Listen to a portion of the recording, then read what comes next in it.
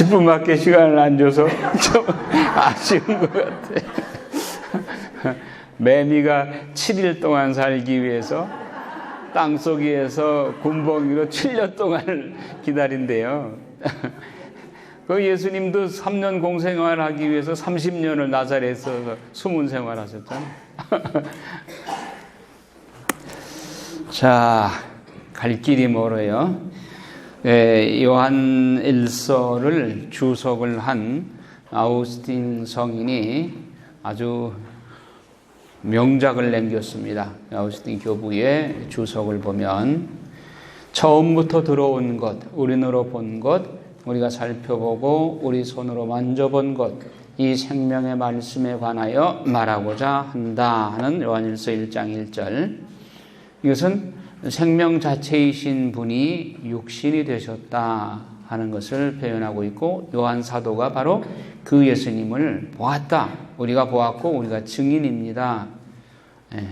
증인으로서 하는 말이기 때문에 그 힘이 있죠. 해를 만드신 분이 해보다 더 밝고 해보다 먼저 계신 분이시다. 그리고 신랑의 그 신방은 바로 동정녀의 태중이었다. 동정녀의 태중에서 말씀이신 신랑과 육신인 신부가 결합되었다. 그래서 둘이 한 몸을 이루었다. 이렇게 주석을 붙이고 있습니다. 그래서 교회는 머리이고 몸이신 그리스도, 곧 전체 그리스도이기에 하나님 백성인 우리는 그리스도의 인격에 온전히 참여하고, 그리스도는 교회 구성원 한 사람 한 사람과 더불어서 당신 교회를 완성하신다.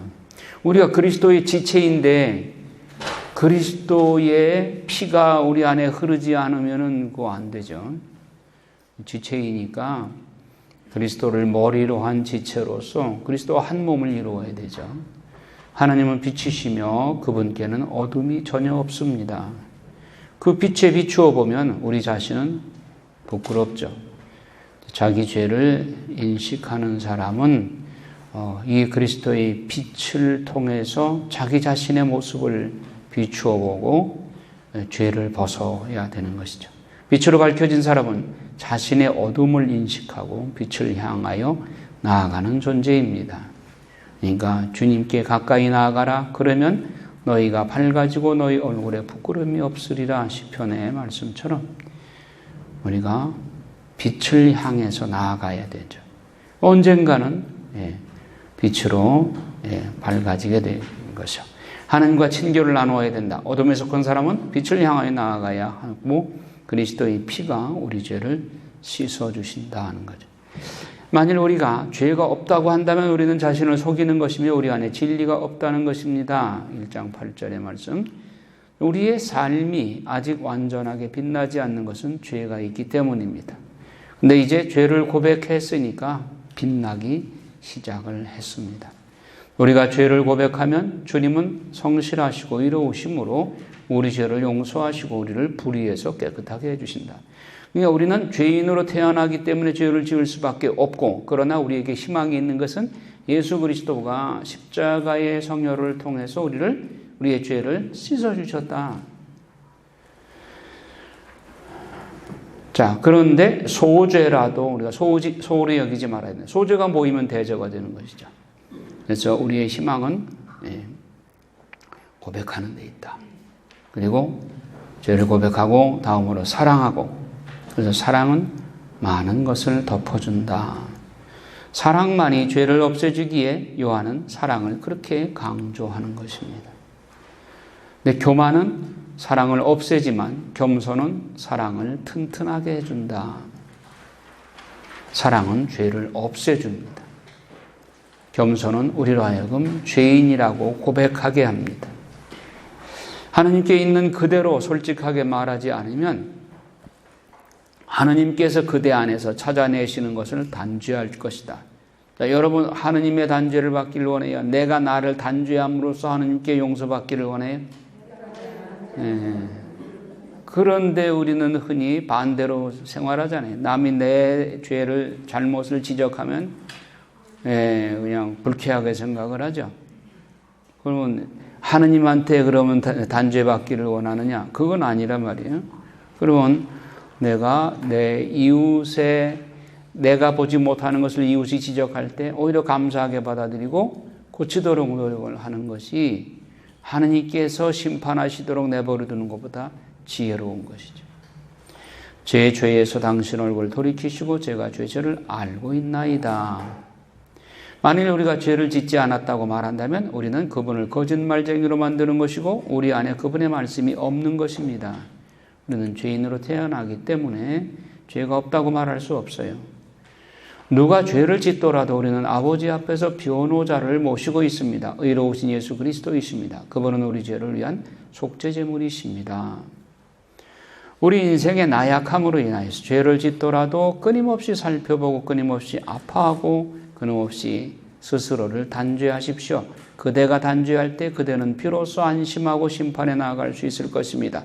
거기서 그대는 변호자를 모시게 될 터이니 그대가 고백한 송사에 패할까 두려워하지 마십시오. 예수 그리스도가 우리의 변호자가 되시니까.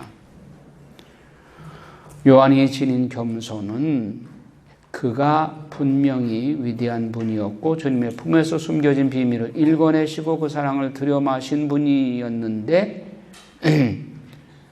그러나 한 처음에 말씀이 계셨다. 말씀은 하나님과 함께 계셨다고 당신이 체험한 예수 그리스도를 창조주 하나님으로 고백을 하고 있어요. 그래서 여러분이 변호자를 모시고 있다고 하지 않고 우리가 모시고 있다고 함으로써 자신을 죄인의 대열에 포함시킨다는 점에서 요한의 겸손이 드러나고 있죠. 요한도 자기 자신을 포함해서 우리 모두가 죄인이다 그거죠.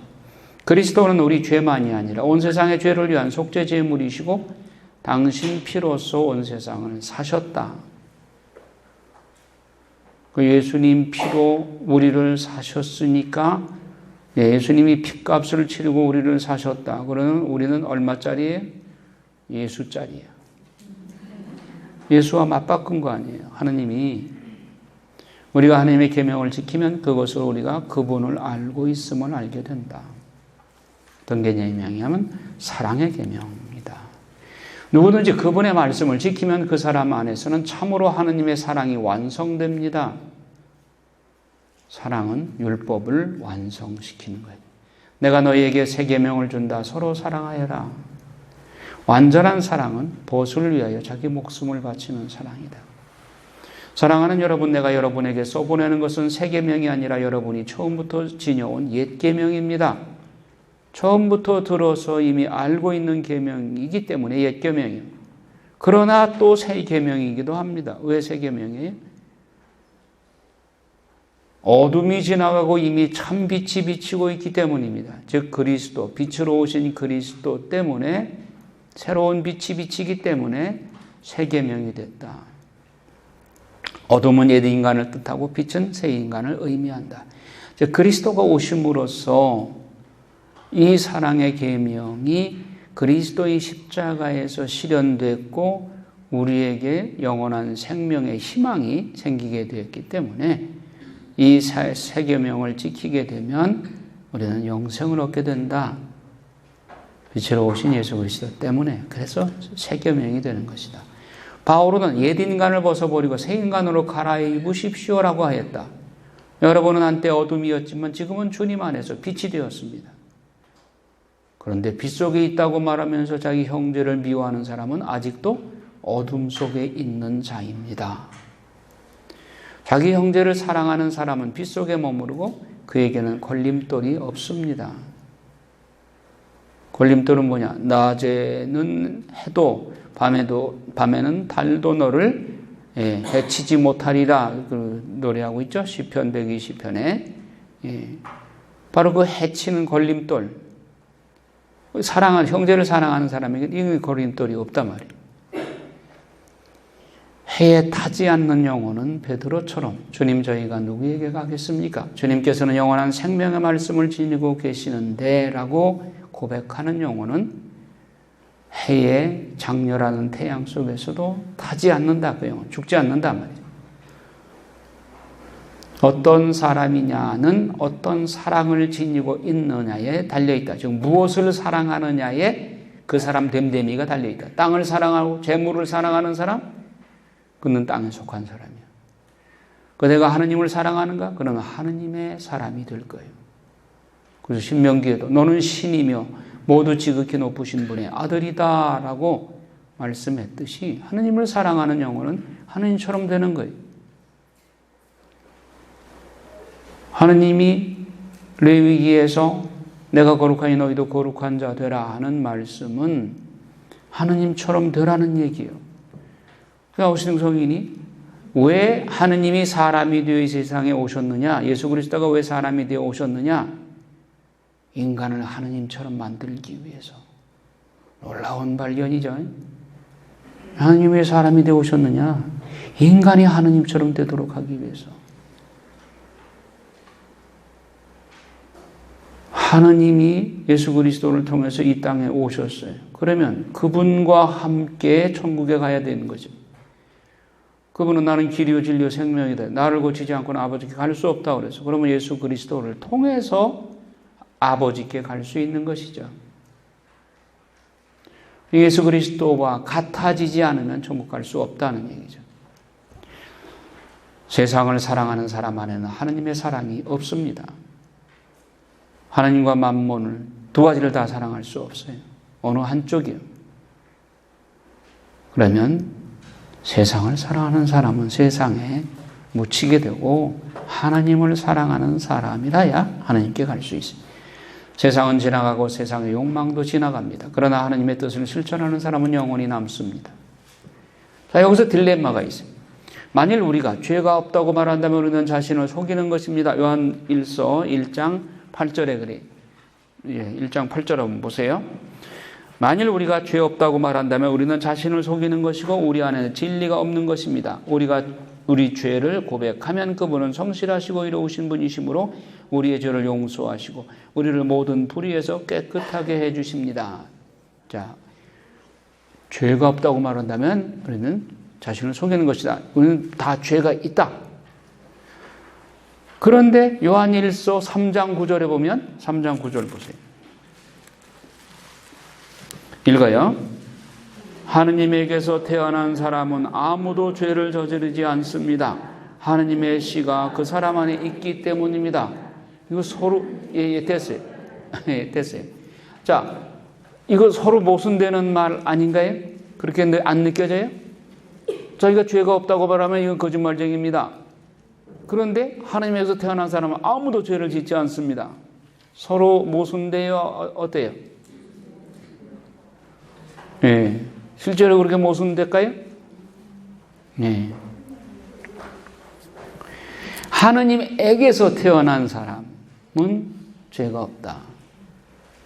자, 여기서 말하는 죄는 특정한 죄, 즉 계명을 거스르는 죄인데 이것은 세 계명, 사랑의 계명입니다. 을 거스르는 죄를 말한다. 이 사랑을 통하여 죄가 없어지고 이 사랑을 지키지 않으면 무거운 죄가 되고 그것이야말로 모든 죄의 뿌리가 된다. 사랑만이 하느님의 자녀와 악마의 자식을 구별해 준다. 사랑을 지니고 있다면 그대는 법을 완성한 것입니다. 남을 사랑한 사람은 율법을 완성한 것입니다. 자, 그러니까 우리가 인간이 죄가 없다고 말한다면 이건 거짓말쟁이인데 그러나 하느님 안에서 태어난 사람은 죄를 짓지 않는다. 그 하느님 안에서 태어나는 거 이게 뭘 의미하느냐? 그리스도 안에서 필립비서에서도 그리스도 안에서 늘 말했죠.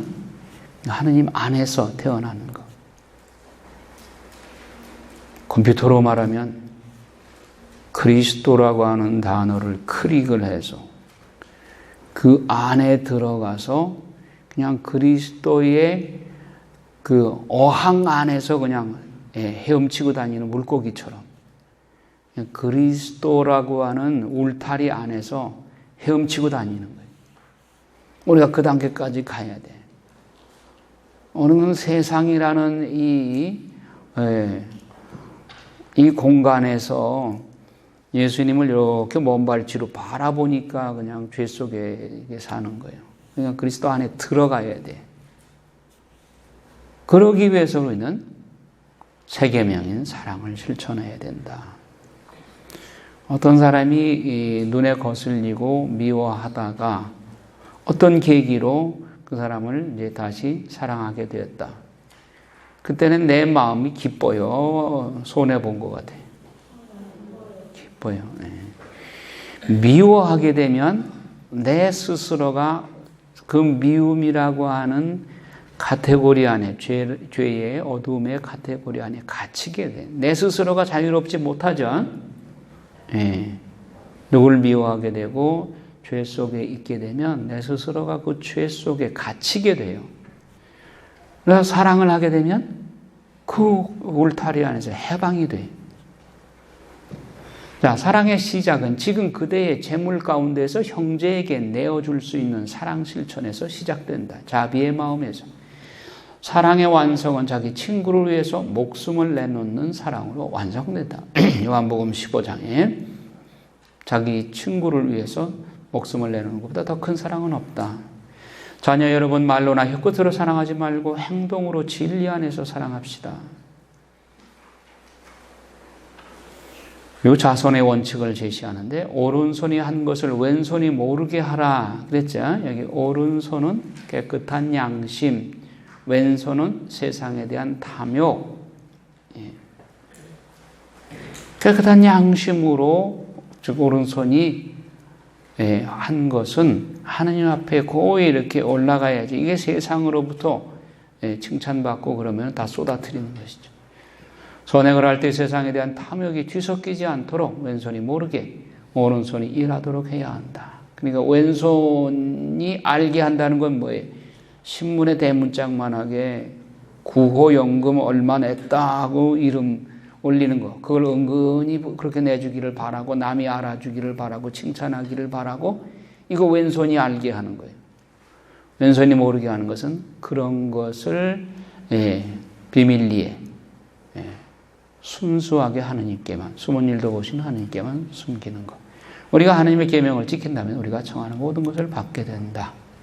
자, 하나님에게서 태어난 사람은 아무도 죄를 저지르지 않습니다. 이것이 무엇을 뜻하느냐를 본격적으로 설명합니다. 죄란 사랑을 거스르는 죄를 말한다. 우리의 기도가 응답되지 않을 때 내 뜻대로는 들어주지 않으셨어도 내게 유익한 구원을 위해서는 응답하십니다. 하나님은 우리의 기도에 반드시 응답하셔요. 그런데 그 응답이 내 뜻대로 응답하시는 것이 아니라 하느님이 원하시는 대로. 예를 들면 바오로 사도가 내게 찌르는 고통이, 가시로 찌르는 고통이 있었다고 그랬죠. 3번이나 그걸 고쳐달라고 기도했는데 안 들어주셨다고 그랬죠. 그럼 과연 바오로 사도가 그에 대한 응답을 못 받은 것인가? 육신병은 안 낫지만 그러나 그 바오로 사도가 그렇게 위대한 성인이 되게끔 해주는 그 다른 방법의 응답을 주신 거예요. 우리는 욕을 달라고 하면서 만년필 달라고 지립다 기도를 하는데 응답이 없어. 아이고 하느님 내 기도 안 들어주신다고. 그런데 뒤로 보니까 내가 그 기도하는 동안 예를 들면 뭐 악습이 담배를 끊었다든가 악습이 하나 끊어졌어. 이런 식으로 영적으로 응답을 주시는 거예요. 내가 깨어있지 않으면 그 영적인 응답을 받았다는 걸 깨닫지도 못해. 그러니까 아이고 하나님은 내 기도 안 들어주신다고 끝내버려. 그런데 하나님은 비록 욕심으로 한 기도라고 할지라도, 즉 순수하지 못한 동기로 기도한 것일지라도 영적으로 응답을 주시는 분이야, 하나님은. 그러니까 기도하에서 손해보는 사람은 하나도 없어요. 그래서 예수님이 바오로에게 너는 내 은총을 넉넉히 받았다. 나의 힘은 약한 데에서 완전히 드러난다. 그러니까 네가 그 가시로 찌르는 병으로 인해서 너를 겸손하게 다듬기 위해서 그건 내가 보약으로 준 거다. 그러니까 그거는 내가 미안하지만 안 고쳐주겠는데 다른 거로 영적으로 내가 은혜를 줄게. 3층 천까지 구경시켜 드렸죠. 이거 바로 고린도 후서 12장에 삼층천 얘기가 나오고 그 밑에 바로 요 가시로 찌른 병 얘기가 나온다고요. 결국 바오로가 자기 구원을 위해 간청한 것은 구원을 위해 들어줬지만 자기 뜻대로 청한 것은 들어주지 않으셨다. 그러니까 기왕이면 우리가 하느님께서 뭘 원하시는가, 하느님이 내가 어떻게 기도하기를 바라시는가를 알고 기도하면 더 좋죠. 그런데 흔히는 내 욕심으로 기도하기가 쉽죠. 그래도 하느님은 영적으로 은혜를 주셔요. 기왕이면 하느님이 나에게 어떤 기도하기를 원하시는가를 알고 그 기도를 하면 더 좋죠. 그러니까 우리는 매사에 하느님의 뜻을 찾고, 그래서 야고보서관에 아까 봤듯이 하느님께서 원하신다면 내가 이런 일도 해보고 저런 일도 해보리라, 이런 태도로 먼저 하느님의 뜻을 찾는 자세가 필요한 거예요. 성사의 본질은 사랑이고 성사는 사랑과 일치 안에서만 그 힘을 지닌다. 우리가 받은 성령을 통하여 하느님의 사랑이 우리 마음에 부어졌기 때문이다. 거룩한 사랑의 실천, 하느님을 만유에 사랑하고 이웃을 자신처럼 사랑하라는 거룩한 사랑은 모든 십계명의 요약이요, 이를 벗어나서는 천국에 들어갈 수가 없다. 천국은 뒷문도 옆문도 없어요. 오직 하나 예수 그리스도라는 문밖에 없어요. 그 문은 바로 거룩한 사랑의 문이다. 사랑의 계명, 요한일서 4장 21절, 우리가 그분에게서 받은 계명은 이것입니다. 하느님을 사랑하는 사람은 자기 형제도 사랑해야 한다는 것입니다. 거룩한 사랑은 구원에 이르는 관문이다. 하느님을 만유에 사랑하고 이웃을 자신처럼 사랑하지 않는 사람은 아무도 천국에 들어갈 수 없다. 거룩한 사랑은 생활한 하느님의 뜻이라고 할 수 있다. 각 영혼은 지상에서 시간을 구원받기 위한 노력에 최대한 활용하여야 한다. 자유의지는 하느님을 위해 올바로 사용되도록 주어진 하느님의 최대의 선물이다. 이를 남용하면 하느님께서 그에 대한 엄중한 책임을 묻게 된다. 하느님의 사랑은 우리가 그분의 계명에 따라 살아가는 것이고, 그 계명은 그대들이 처음부터 들은 대로 그 사랑 안에서 살아가야 한다는 것이다. 올바른 양심의 형성은 십계명의 구현인 거룩한 사랑의 진리에 근거한다. 하나님의 계명을 지키고 하나님이 보내신 아드님을 믿고 그분의 가르침을 지키고 그분 안에 머무른다면 그분께서 우리 안에 머무르신다는 것을 그분께서 우리에게 주신 성령으로 알고 있다. 머무른다는 거. 내가 하나님 안에 머물고 하나님이 내 안에 머무르고, 하나님이 내 안에 머무르려면 내가 이 마음 이 상태로 되겠는가 하는 것을 늘 성찰해야 되죠. 남은 자들의 희망은 거룩한 사랑에 변함없이 충실히 하는 것과 모든 것을 거룩한 사랑의 눈을 통해서 참작하는 것이다. 이것이 사탄의 속임수와 진리의 타협, 권한 남용을 피하는 방법이다. 거룩한 사랑은 진리이며 모든 인류를 위한 하느님의 뜻이다. 우리가 마음의 일부를 자신 안에 남겨놓으면 우리의 온 마음을 하느님께 온전히 드릴 수 없다. 그러므로 우리가 세상에서 애착을 갖는 명성이나 권력, 신체적 외모, 세속적인 소유는 거룩한 사랑을 실천하는 데에 장애물이 된다. 그러므로 모든 것을 우리 구원을 위한 수단으로 사용해야 된다.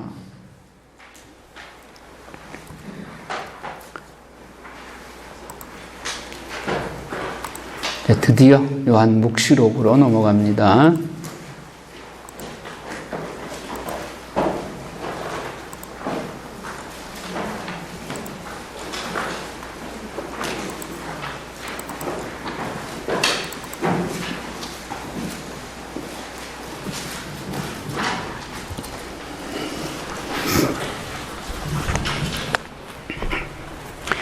자, 이거는 교재에 없어요. 교재에 안 만든 이유는, 요한묵시록은, 하여튼 설이 많아요. 그리고 이거를 함부로 주석을 못하고, 또 하도 말들이 많기 때문에, 이것은 책으로 만들질 않았어요. 그리고 저도 역시 이걸 굉장히 망설여 왔고, 이런 강의가 가능한가, 타당한가. 그리고 많은 학설들이 있기 때문에 그 학설들을 내가 어느 하나에 이것이다라고 말하기도 참 어렵고, 그래서 여러 가지 다른 설들이 있는데 그 중에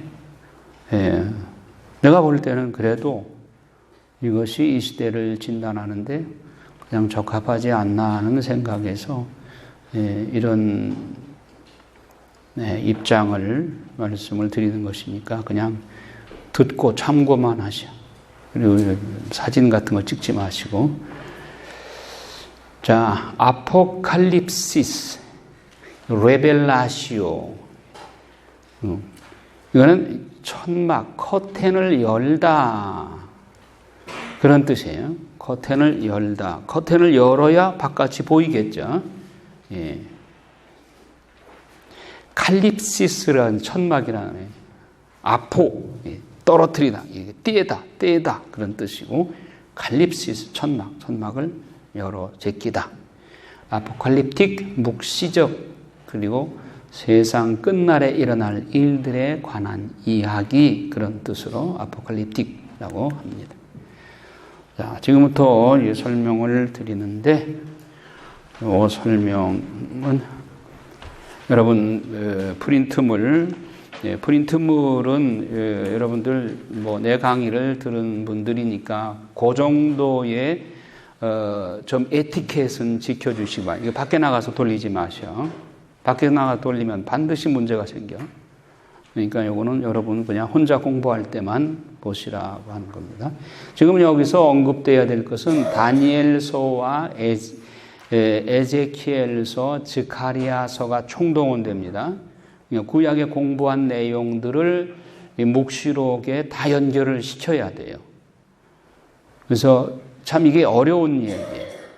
묵시록의 기본적인 어떤 윤곽을 설명하기 위해서 또 이런 설명을 하는 학자가 없어요.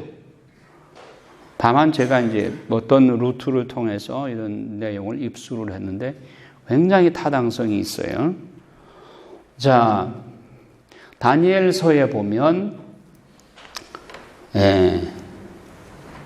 여러분들 기억을 다 못하실 것 같으니까 다시 한번 상기를 시켜주게. 다니엘서를 피세요.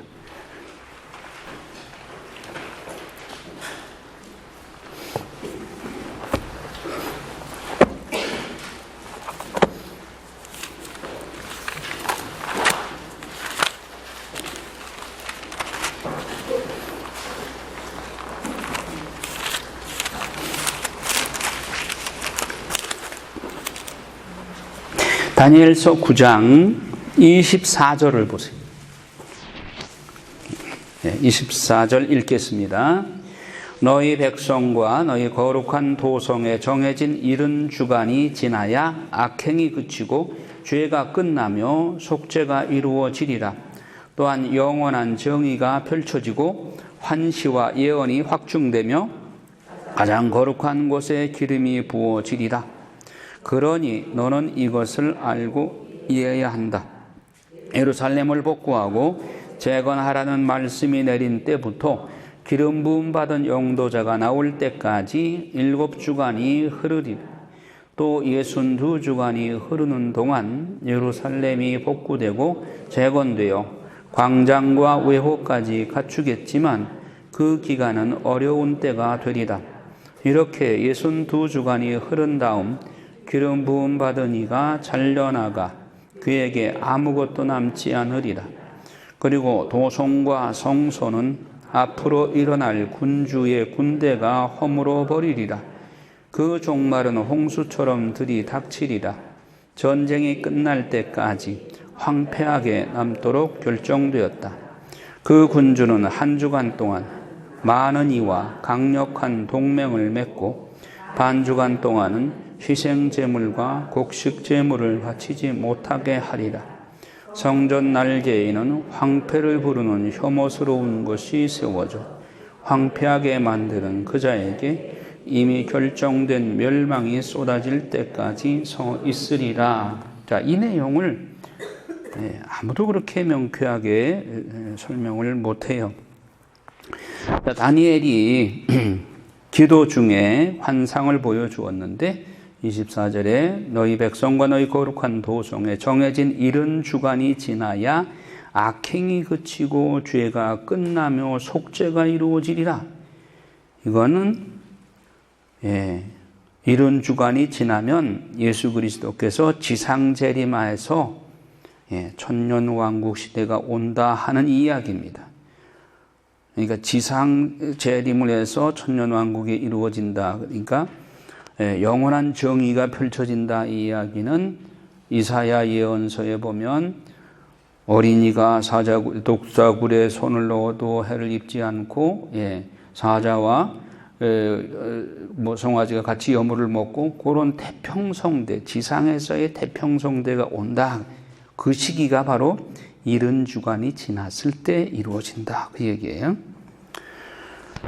그래서 또한 영원한 정의가 펼쳐지고 환시와 예언이 확증되며 가장 거룩한 곳에 기름이 부어지리라. 그러니 너는 이것을 알고 이해해야 된다. 예루살렘을 복구하고 재건하라는 말씀이 내린 때부터, 이게 언제 있었어요? 느헤미야가 느헤미야서 1장인가 2장에 보면 왜 아르타크세르크세스 왕의 헌작 시종장이었죠. 그가 왕 앞에서 예루살렘 성벽이 다 무너졌다고 근심에 쌓여 있으니까 자네 왜 그렇게 얼굴색이 어두운가? 무슨 근심이 있나? 글쎄 예루살렘 성곽이 다 무너졌다고 그럽니다. 혹시 좀 휴가를 주셔서 제가 가서 성곽을 다시 쌓고 오면 어떻겠습니까? 그래, 그러면 휴가를 갔다 오게. 그때가 어느 때냐면 BC 445년인 거예요. 그러면 이때가 예루살렘 복구하고 재건하는 말씀이 내린 때, 이때가 445년이다. 이때부터 70주간이 기산이 되는 거예요. 그러면 기름 부음 받은 영도자가 나올 때까지 7주간이 흐르리라. 또 62주간이 흐르는 동안 예루살렘이 복구되고 재건되고. 자, 이걸 어떻게 해석할 것이냐? 여기 7주간이 흐르리라. 여기 끊어버린 게 아니라 원문에 보면 7주간이 흐르고 이렇게 연결이 돼요. 예루살렘 바이블에도 보면 엔드로 연결이 돼요. 그러면 7주간과 62주간, 이게 이제 지금 문제인 거예요. 7주간 만에 예루살렘이 복구되고 재건되고 광장과 외호까지 갖추게 되고, 그래서 7주간 만에 성곽이 다시 완성이 된다. 그 얘기예요. 그러고 나서 62주간이 지나서 기름 부음 받은 영도자가 예루살렘에 입성하고 영도자가 나온다. 이거를 베들레헴에 탄생할 것을 기준으로 볼 것이냐, 예루살렘 입성한 것을 기준으로 볼 것이냐. 예루살렘 입성이 더 중요해요. 왜냐하면은 스가랴서에 예루살렘 입성에 관한 말씀이 나와요. 그렇죠? 어린 나귀를 타고 입성한다는 얘기가 나와요. 그거를 보면 예루살렘 입성이 더 중요하다. 그래서 AD 30년에 예수님이 예루살렘에 입성한다. 여기까지가 62주간이 흐른 거예요. 그러면 앞에 7주간, 성곽 쌓는데 7주간 플러스 62주간 합치면 69주간이 흘러간 거죠. 그런데 광장과 외호까지 갖추겠으면 그 기간은 어려운 때가 되리라. 이렇게 62주간이 흐른 다음 기름 부음 받은 이가 잘려나갔다. 예수님 십자가 사건이죠. 십자가에 처형된 사건이죠. 그에게 아무것도 남지 않으리라. 예수님 십자가 사건이에요. 자, 그러면 하느님의 입장에서 유대인들을 선택받은 민족으로 선택을 해서 유대 민족을 통해서 당신의 구원 사업을 지금 쭉 계속해 가고 계시는데 70주간 만에 메시아 시대가 오도록 그렇게 계획을 짜고 계시는데, 메시아를 죽여버렸어. 그러면 하느님의 구원 시간이 계속될까요? 멈출까요? 멈춰요. 여기서 스톱된 거예요. 십자가 사건 때 스톱됐어요. 몇 주간 흐르고 스톱됐어요? 69주간 흐르고 멈춘 거예요. 구원 시기가. 그래서 그렇게 되니까 유대인들이 하나님의 선택받은 민족이 그들이 하나님이 보낸 메시아를 거부했으니까 하나님도 유대인들을 버리셔요. 지금까지도 유대인들은 이 그리스도교를 믿질 않잖아요. 그리고 하나님도 그들을 버리셨어. 그럼 누구를 선택해? 이방인들을 선택하셨죠. 자, 그래서 지금 한 주간이 남은 거예요. 69주간이 흐르고 십자가 사건 이후에 하나님이 이스라엘을 버렸어. 그래서 여기 보세요. 표 보세요. 예루살렘 성과 이스라엘 백성들이 버림받은 기간 이렇게 돼 있죠. 요 버림받은 기간의 시점이 예루살렘 십자가 사건이에요. 그러면 지금까지 지금 계속되는 이 시기를 무슨 시대라고 그러냐? 교회의 시대라고 그러는 거예요. 교회의 시대. 이 교회의 시대는 달리 표현하면 유다인들이 하나님으로부터 버림받은 기간이고 이방인들에게 지금 성령의 바람이 부는 시간이죠. 로마서 11장 25절에도 유다인들이 저렇게 마음이 완고해진 것은 이방인들의 숫자가 찰 때까지입니다. 이방인들의 숫자가 차게 되면 유다인들에게 성령의 바람이 불 것입니다. 유다인들도 구원받게 될 것입니다. 그런 얘기를 하죠. 그러니까 요 교회의 시대는 유다인들이 하나님으로부터 버림받은 시간이고 이방인들에게 지금 성령의 바람이 부는 시간이에요. 이 시간이 이게 교회의 시대이다. 교회의 시대. 그런데 이제 예수님께서 공중 재림하시고 교회의 시대가 끝나면서 이 공중 재림하실 때는 7 교회에서 교회의 시대에 승리한 자, 하나님의 말씀에 모범적으로 순종한 일꾼들이 7 교회에서 나오게 됩니다. 그 숫자가 14만 4천 명이라고 하는데 어쨌든 간에 이 숫자, 묵시록 가지고 이단들이 하도 장난을 쳤기 때문에 14만 4천 명 얘기만 하면 여러분들이 아주 부정적인 그런 인상을 받게 돼요. 어쨌든 간에 이렇게 입맞은 하나님의 도장을 받은 이 교회 시대에 이긴 자들의 숫자가 이렇게 되겠는데 그들이 공중 재림하시는 예수님을 마중하기 위해서 소위 이것도 뭐 또 휴거라는 단어 이거 굉장히 지금 우리한테 부정적이죠. 근데 어쨌든 휴거돼서 올라가요. 이 영혼들이 공중 재림하시는 예수님을 만나러 휴거되고 그 사이에 무슨 일이 벌어지냐면 바로 대환란이 오게 되는 거예요. 대환란은 7년인데 이 7년이 한 주간이죠. 지금 69주간이 지나갔죠. 그래서 지금 한 주간이 여기서 이제 계속이 될 건데 여기 중단됐다가 여기서 계속이 될 것인데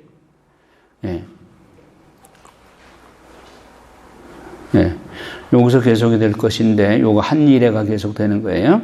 요때가 대환란 시기인데 대환란은 전반기 3년 반과 후반기 3년 반으로 또 나뉘어요. 그래서 이 휴거된 영혼들이 이 대환란에 안 들어가고 이들은 공중 재림하신 예수님을 마중하기 위해서 공중에 들려 올라가죠. 그 사이에 이 지상에서는 대환란이 일어나게 된다. 그런데 여기에 나팔 재앙이 먼저 있고 그 다음에 두루마리를 처음에 펼치는 것은 이제 그 어린 양이신 예수님께서 두루마리를 펼치시고 그 다음에 나팔 재앙이 일어나고 그 다음에 전반기 대환란 끝에 가서 끝 무렵에 두 증인이 나타나고 그 두 증인에 의해서 이스라엘이 회개하게 되고 회개하면서 이제 후반기 이 3년 반 재난이 또 시작이 되는데 여기에 대접 재앙이 또 벌어지게 되죠. 그 다음에 이제 그 내용까지 다 얘기하자면 좀 시간이 걸리는데 또 그때 가서 얘기를 하기로 하고, 후반기 3년 반이 끝나게 되면 7대접 재앙이 다 끝나게 되면 예수님께서 지상 재림하시고 이때 들려 올라간 14만 4천 명의 인맞은 영혼들과 함께 내려오셔서 지상 재림하고 이것을 소위 아마겟돈 전쟁을 마지막으로 치르게 되는데, 이때 모든 그리스도를 반대하는 모든 무리들이 다 멸망하게 되고, 여기서 비로소 이제 천년 왕국이 시작이 되고, 그리고 마지막으로 예수님의 최후의 심판이, 공심판이 이루어지고 천국과 지옥, 연옥은 천국으로 말려 올라가고 이 땅이 마지막 종말이 이르게 되는 이런 내용이 이제 요한 묵시록 전체를 이제 흐르고 있는데, 이걸 도표로 이렇게 설명을 해 놓은 거예요. 이런 내용을 모르고 묵시록을 읽으면 도무지 복잡하고 그래요. 이걸로 한 번 들어가지고는 잘 몰라. 그렇거니 하고 일단 넘어가시오. 자, 요한묵시록 마지막 때를 살고 있는 성도들에게 지혜와 위로와 소망과 용기를 주는 하느님의 계시다. 하느님의 비밀이 공개되어 있는 책이다. 창세기로 시작된 성경 72권의 총결론인데, 구약의 모든 예언이 종합적으로 연결되어 있습니다. 묵시록을 주시는 하느님의 목적은 뭐냐? 성도들이 영적 성장을 위해서 전심전력을 다하도록 촉구하는 데 있다. 특히 대환란을 통과하는 성도들에게 승리할 수 있는 비결을 가르치는 데 있다. 저자는 사도 요한이라는 이름은 야훼는 은혜로우심이라는 의미. 도미티아누스 황제 박해 시기에 바트모스 섬에 유배가 채석장에서 노동하고 주님의 계시를 받고 아시아의 7교회에 보내는 편지를 기록했어요. 도미티아누스 황제는 베스파시아누스의 아들로서 티투스의 동생이에요. 티투스가 젊은 나이에 과로로 급사하게 되자 황제가 되었는데, 폭군 네로를 방불하는 공포 정치를 펴고 황제 숭배를 강요하고 이를 거부하는 그리스도교 신자들을 무자비하게 살육하고 96년엔 암살당했어요. 그리고 네로 황제와 함께 기록 말살형이라는 치욕적인 폭군으로 기록되어서 그에 관해서는 정사가 없고 야사만이 남아있다. 자, 목차는 서론과 그리스도의 환상, 두 번째로 7교회를 표본으로 하여 교회 시대의 모든 교회들에게 주신 주님의 편지, 세 번째로 4장부터 보이게 되는 천상낙원본부, 또 대환란 준비 과정과 보충계시 5장에서 8장까지, 또 8장 7절에서 12장까지 전 3년 반 환란과 보충계시, 또 13장부터는 후 3년 반 환란과 보충계시, 20장부터는 천년왕국, 20장 11절 이하에서 백보자 심판, 그 다음에 21장에 새하늘과 새 땅, 22장의 마지막 경고, 이런 순서로 되어 있습니다. 이것을 아까 도표하고 연결시켜서 생각을 해보세요.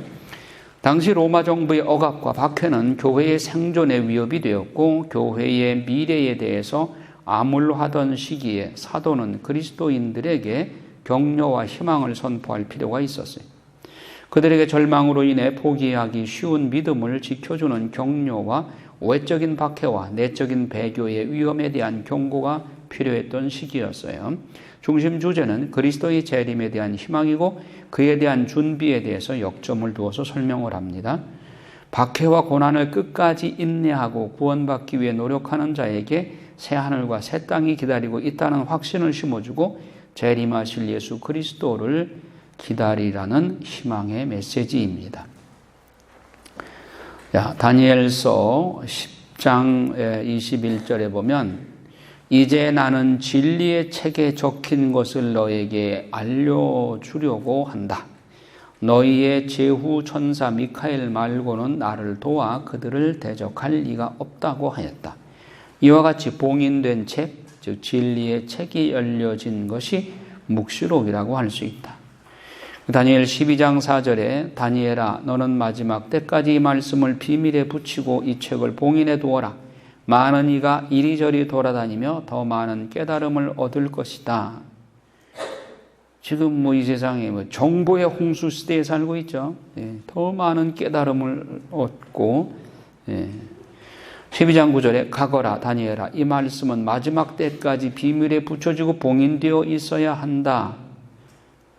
그동안에 많은 이가 정화되고 순화되고 단련되지만 악인들은 줄곧 악을 저지를 것이다. 그리고 악인들은 아무도 깨닫지 못했지만 현명한 이들은 깨달을 것이다. 그런데 다니엘에게는 비밀에 붙이고 봉해 두어라 했는데 레벨라시오 묵시록은 뭐예요?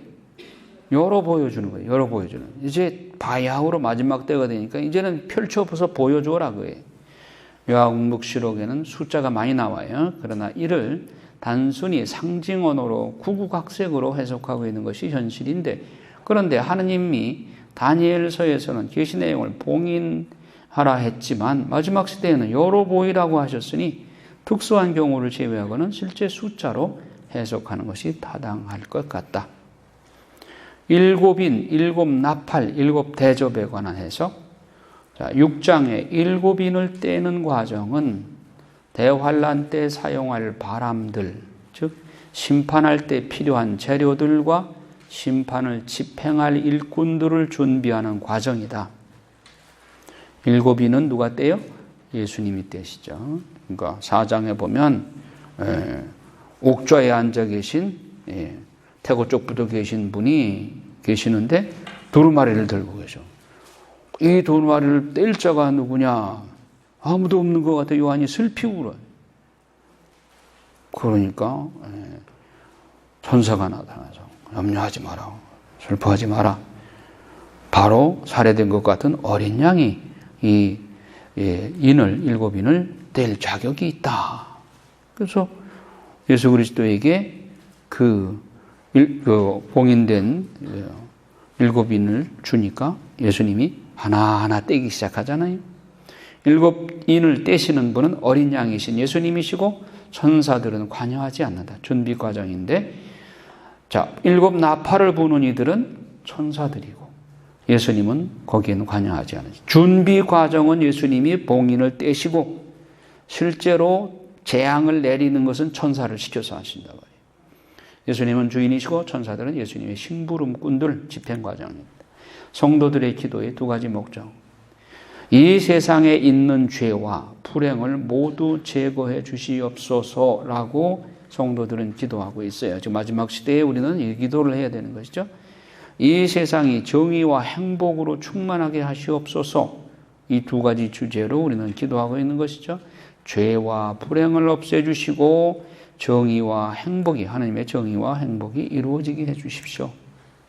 하나님의 응답, 죄악 세상을 심판, 정화하시고 하나님 나라의 정의와 행복을 이루시는 것. 지금까지는 선인 악인이 같이 섞여 살고 있어. 그래서 마지막 때에는 의로운 사람은 하나님의 나라에 들어가고 악인들은 심판받는 곳으로 징벌의 장소로 떨어져야 됩니다. 그게 하나님의 정의죠. 그러므로 대환란은 죄와 불행에 대한 심판이고 천년지상낙원은 정의와 행복을 구하는 기도에 대한 하나님의 응답이다. 성도들의 기도, 즉 이긴 자들의 기도가 상달되는 때는 대환란이 시작되기 직전이다. 모아진 성도들의 기도가 상달되는 시간이 8장 4절에 나와 있고 8장 7절부터 일곱 나팔 재앙, 즉 대환란이 시작된다. 그러므로 일곱 나팔 부는 과정은 대환란을 집행하는 과정이다. 봉인을 떼는 거는 예수님이 하시고 이거 준비예요, 준비. 그 다음에 재앙의 시작은 나팔 부는 때, 나팔 재앙부터. 예수 그리스도의 계시 1장 1절에 예수 그리스도의 계시 그러면 여기에 레벨라시오 레벨레이션 오브 크라이스트 이거 어떻게 해석할 것이냐 어부라는 이 소유격 전치사를 그리스도의 계시라고 해석할 수도 있고 그리스도라는 계시라고도 해석할 수가 있어요. 그러니까 그리스도의 계시라고 하는 소유격으로 해석할 경우 예수 그리스도의 계시, 예수 그리스도가 직접 말씀하신 계시라고도 해석할 수 있고 주격으로 해서 그리스도라는 계시라고 하면 예수 자체가 계시야. 예수라는 계시. 하나님이 예수 그리스도에게 그리고 예수께서 사도 요한에게 알려주셨다. 이렇게 나오죠. 여기서 표징, 세메이온, 요한 사도는 기적이라는 말을 안 쓰고 세메이온이라는 표징이라는 말을 쓰죠. 표징화, 기호화, 상징화. 그 의미를 100% 다 알 수는 없지만 무궁무진한 의미를 함축하고 있는 것이죠. 자, 이 예언의 말씀은 예언이 미리 예자가 아니라 맡길 예자, 예금이라고 하는 맡길 예자예요. 예언은 미리 예자는 미리 앞질러서 그 미래에 일어날 일만 말하는 것을 예언이라고 말하기 쉬운데 우리가 보통 말하는 예언은 프로페트 그 예언은 맡길 예자다. 하나님이 예언자에게 당신의 말씀을 맡겨준 것을 말씀하는 것을 예언이라고 한다. 맡길 예자다. 하나님이 맡겨주신 말씀. 계시의 대표적인 책으로서 다니엘서, 스가랴서, 에제키엘서 이런 내용과 묵시록을 연결시켜야 된다. 시대적 배경은 이제 포로 시기에 박해 시기에 그런 묵시 문학이 발달이 됐고 직접 표현할 수가 없으니까 박해를 받으니까 그래서 이렇게 묵시적으로 표현을 했다. 묵시 문학의 형태로서 말씀을 주신다. 신자들에게 굳건한 신앙으로 지치지 않도록 격려하고 있다. 계시는 장래에 일어날 일들에 대한 그림, 상징적으로 표현하고 있고 궁극적인 일만 설명을 한다. 예언은 장래에 일어날 일을 시간이라는 역사 속에서 하느님의 뜻 안에서 이루어 가신다. 하느님은 계시 내용을 역사 속에서 풀어 가신다. 묵시록에 관련된 예언서는 다니엘 8장에서 12장까지 12장 4절에 보면 하느님이 다니엘에게 마지막 때까지 두루마리를 간직하라 봉인하라라고 말씀을 하셨는데 묵시록 5장 1절에서 7절에는 봉인된 그 두루마리를 보여주시고 그 봉인을 뗄 자, 즉 살해된 것 같은 어린 양에게 맡기셔요. 그러니까 그 봉인됐던 것을 이제 떼시는 단계가 이제 묵시록이다. 어린 양이 7봉인 중 하나를 뜯으셨다. 봉인을 뗄 자, 십자가의 어린 양이시다. 하느님은 다니엘에게 고난 중에 묵시를 보여주시고 봉인하라고 부탁을 하셨어요. 어린 양 십자가에서 죽으신 예수 그리스도가 어린 양의 마지막 때에 봉인을 떼자 묵시가 열렸어요. 그래서 종말이 시작이 되는데 십자가 사건부터 우리가 종말의 시대를 살고 있다. 완성을 향해서 가고 있는 것이다. 십자가 예수는 하나님의 아들이라고 고백하는 사람에게만 의미가 있는 거예요. 종말이 의미가 있고 올바른 그리스도론을 정립하게 된다. 십자가 사건의 결과물은 하느님의 교회를 설립하고 그리스도가 교회의 머리가 되신다. 왜 묵시문학 형태로 기록되었나? 장차 도래할 새하늘, 새 땅의 광경을 언어로 표현할 수가 없기 때문이다. 그림 언어로 표현할 수밖에. 그래서 그림을 보여준 것이죠. 그런데 이 세상에 있는 거죠. 이 세상에 없으니까 그 천상에 있는 것을 그림으로만 보여줄 수밖에 없고 그리고 요한 사도는 그 그림으로 본 거를 글자로 풀어놓으니까 우리는 거꾸로 글자를 통해서 그림을 연상하려니까 좀 어렵죠. 예술가들이 말로 표현할 수 없기 때문에 그림을 그리잖아요. 서울이 얼마나 큰지 말로 아무리 설명해 보다도 그렇게 하는 것보다도 사진 찍어서 서울 시내 남산에서 한번 찍어가지고 서울이 이래 하고 보여주는 것이 100마디 말로 설명하는 것보다 낫죠. 자, 이 시대가 박해 시대다. 도미시아누스 황제 숭배를 강요하다가 하던 시대이므로 박해자들이 눈치채지 못하도록 묵시적으로 기록할 수밖에 없었다.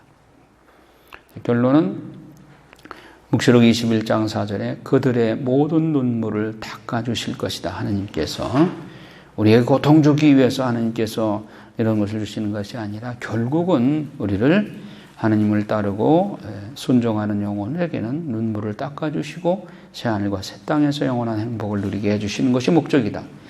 종말은 매우 적극적인 개념으로 기다려지는 세계이다. 그래서 21장 7절에 이기는 자는 나는 그의 하느님이 되고 그는 나의 아들이 될 것이다 라고 말씀하셔요. 초점은 뭐냐? 세상의 종말은 반드시 온다는 거. 종말이 왜 있나? 새하늘과 새 땅이 열려야 하기 때문에 종말이 있어야 되는 거예요. 그냥 언제까지나 미완성으로 그냥 계속되는 게 아니다. 종말은 반드시 온다. 그 나라는 예수 그리스도를 영접한 자만이 들어가는 나라다. 그러니까 성찬절례에서 너희와 많은 일을 위하여 흘릴 피다라고 했잖아요. 예전에는 모든 일을 위해서가 아니라 많은 일을 위해서. 그리스도를 받아들이는 사람한테만 그리스도의 피가 의미가 있는 거예요. 7 교회에 보낸 편지, 묵시록 1장 4절에 요한은 아시아에 있는 7 교회에 이 글을 씁니다. 아시아는 터키 지방, 소아시아 지방이죠. 네. 실제로 있던 교회들이요. 7가지 이 교회가 에스페티, 사필라 그런가요? 에페소, 스미르나, 페르가모, 티아디라, 사르디스 교회, 필라델피아, 라우디게이아 7교회. 교회는 역사적인 의미로 실제했던 교회들이에요. 구체적으로 실제했던 교회들이에요. 예. 그리고 7교회가 갖는 대표성 때문에 무한대의 영향력과 책임을 가진다. 이 7교회는 전 세계 교회를 대표하는 거예요. 상징적인 오고 오는 모든 세대의 교회를 포함한다. 전에도 계셨고 이제도 계시고 장차 오실 분 성부 하느님이 주시는 메시지.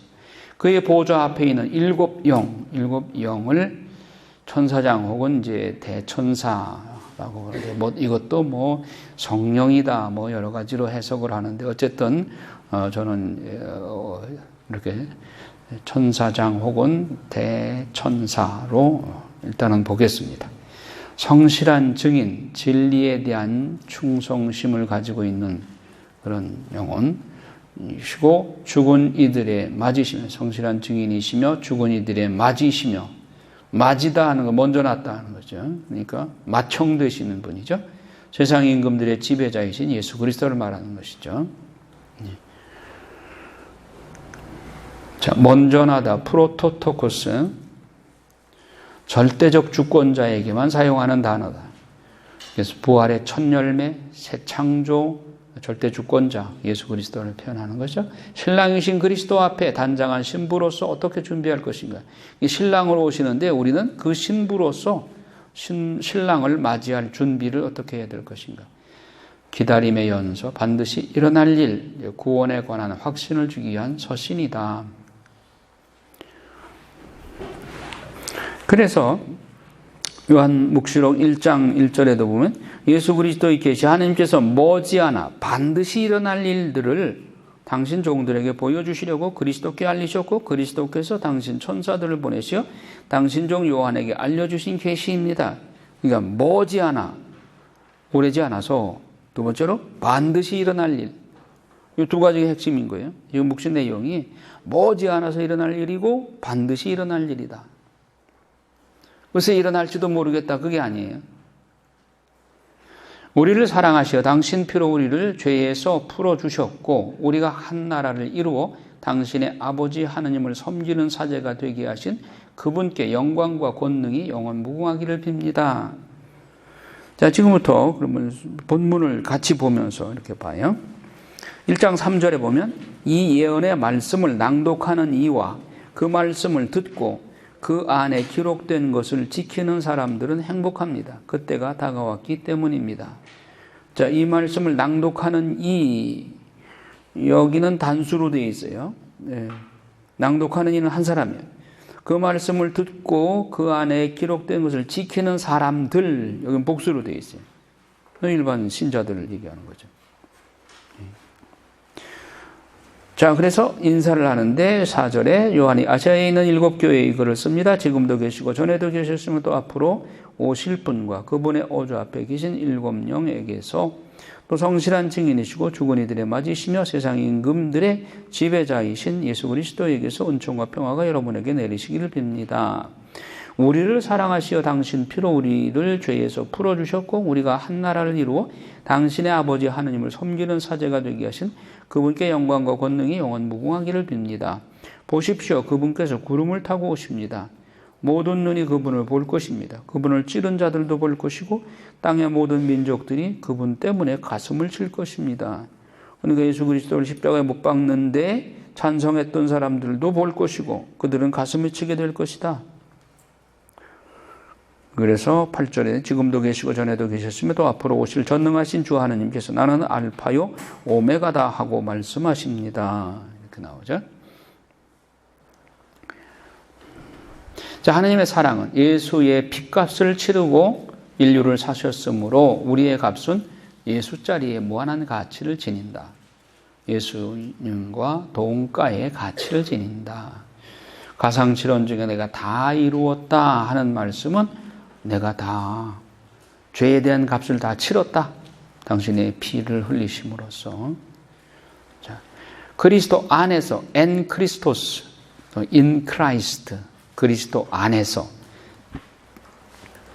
네, 컴퓨터식으로 말하면 그리스도를 클릭한 후에 로그인해서 그냥 그리스도라고 하는 방 안에서 그냥 잠역질하면서 물고기가 어항 속에서 놀듯이 그렇게 노는 거예요. 하나님의 나라 바실레이아, 하나님의 통치권이 미치는 영역을 하나님 나라라고 말한다. 그리고 그분을 사제가 되게 하셨다. 7절에 보면 이제 보십시오, behold, 그분께서 구름을 타고 오신다. 구름은 하나님의 임재, 하나님의 현존을 말하죠.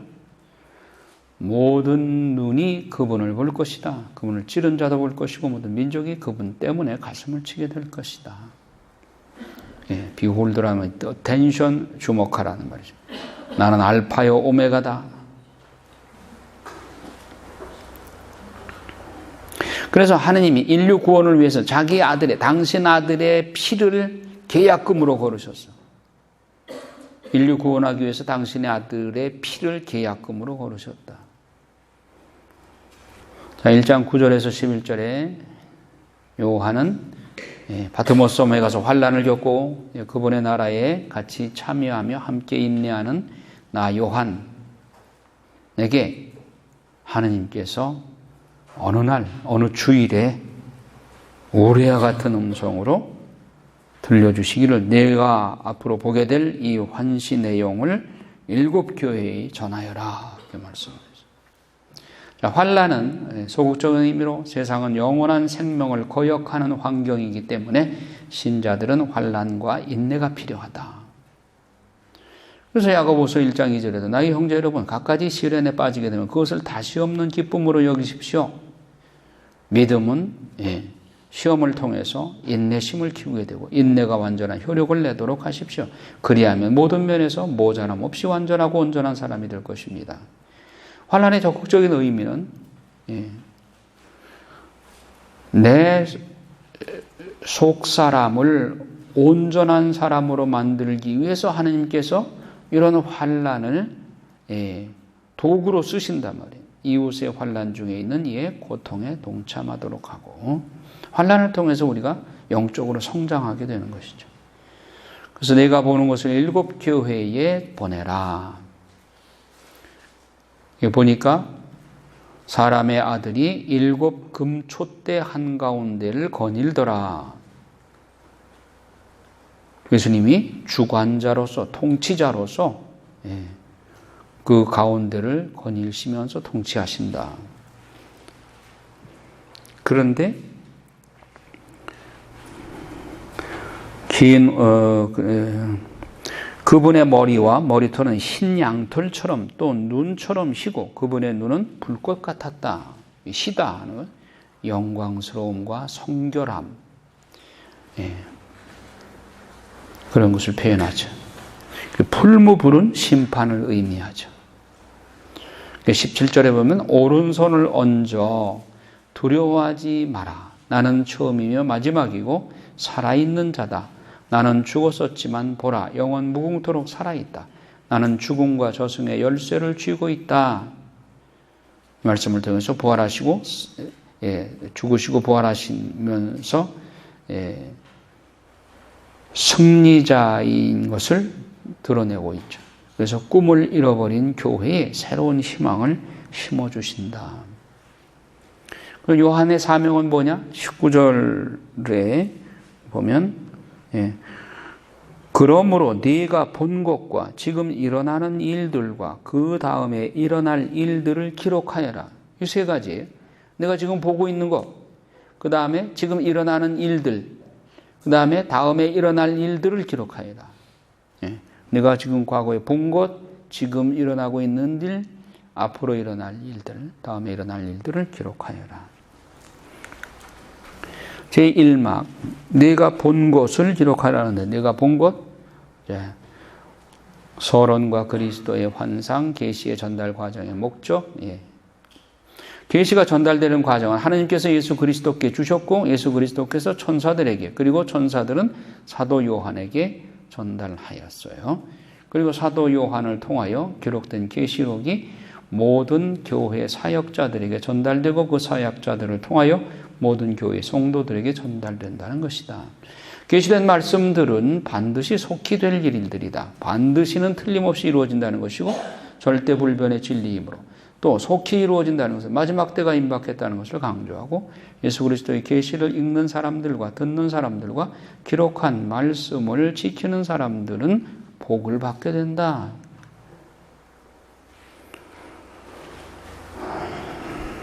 자, 지금 본 내용이고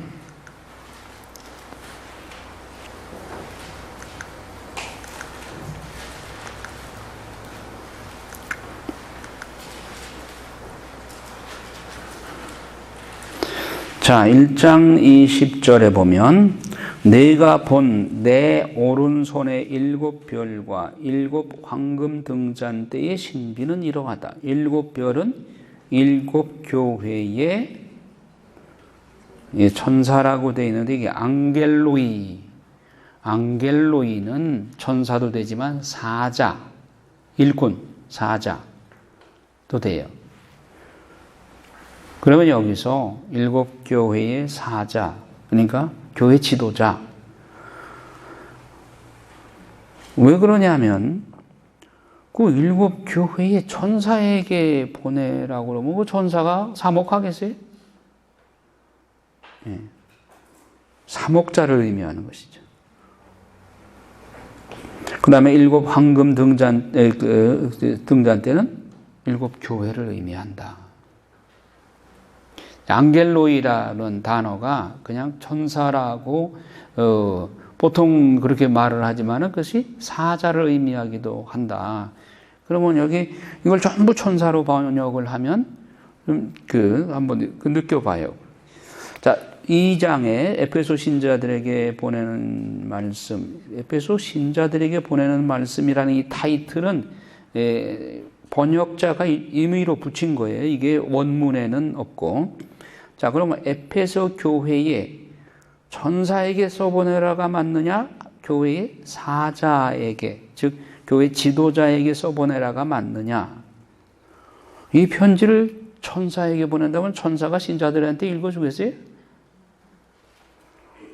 그래서 앙겔로이를 사자, 교회 지도자, 사목자라고 번역하는 것이 낫다고 보는 거죠. 7 교회의 사자들 앙겔로스.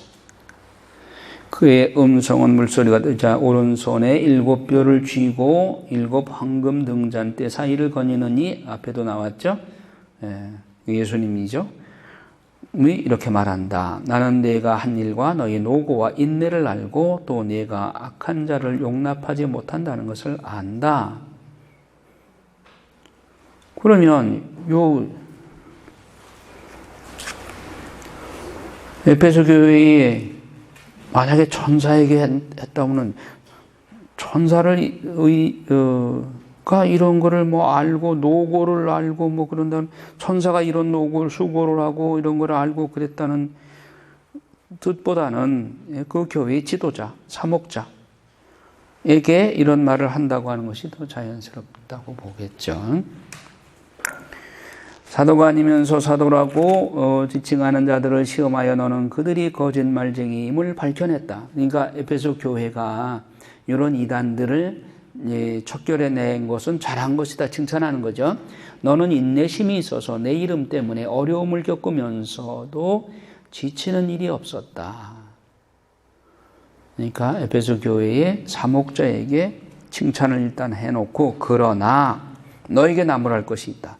너는 처음에 지녔던 사랑을 저버린 것이다. 그러므로 네가 어디에서 추락했는지를 생각해내어 회개하고 처음에 하던 일들을 다시 하여라. 내가 그렇게 하지 않고 회개하지 않으면 내가 가서 내 등잔대를 그 자리에서 치워버리겠다. 그러나 너에게 좋은 점도 있다. 내가 니콜라우스파의 소행을 싫어한다는 것이다. 나도 그것을 싫어한다. 귀 있는 사람은 성령께서 여러 교회에 하시는 말씀을 들어라. 승리하는 사람에게는 내가 하느님의 낙원에 있는 생명나무의 열매를 먹게 해주겠다. 자, 여기 승리하는 사람, 7교회에 다 승리하는 사람 얘기가 나옵니다. 승리하는 사람에게는 이러이러한 것을 주겠다. 요 승리하는 사람들이 바로 14만 4천 명에 들어가는 거예요. 나중에. 그들은 대환란을 거치지 않게 돼요.